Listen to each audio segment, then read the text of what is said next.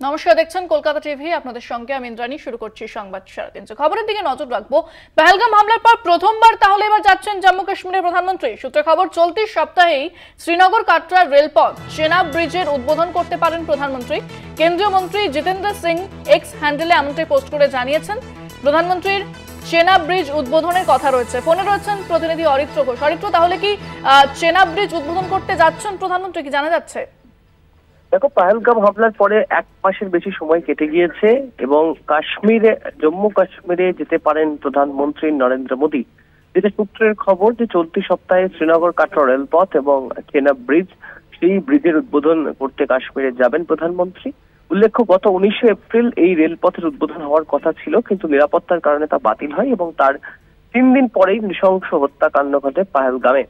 দেখো, খুব উল্লেখযোগ্যভাবে প্রধানমন্ত্রী জম্মু কাশ্মীরে পহেলগাম হামলার পর প্রথমবারের জন্য যাবেন কিনা বা কবে যাবেন, সেই প্রশ্নটা দীর্ঘদিন ধরেই উঠছিল এবং এখনো সেই প্রশ্ন রয়েছে। কিন্তু উত্তর আদতে কি পাওয়া যাবে সেই বিষয়টার জন্য বেশ কিছুটা সময় আমাদেরকে অপেক্ষা করতে হবে।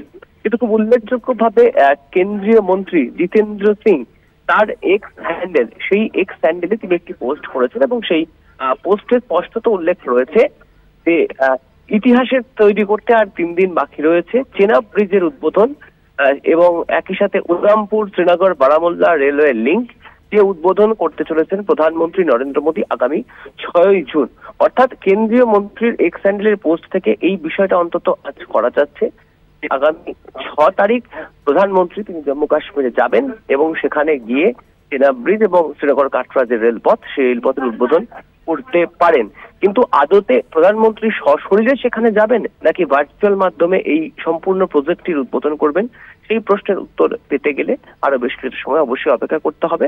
তবে যে প্রশ্নটা বারবার উঠছিল যে পহেলগাম হামলা, এত বড় নৃশংস হত্যাকাণ্ড, সেই ঘটনার পর কবে জম্মু কাশ্মীরে যাবেন প্রধানমন্ত্রী, সেই প্রশ্নটা কিন্তু থেকেই গেল। হ্যাঁ, ধন্যবাদ অরিত্র।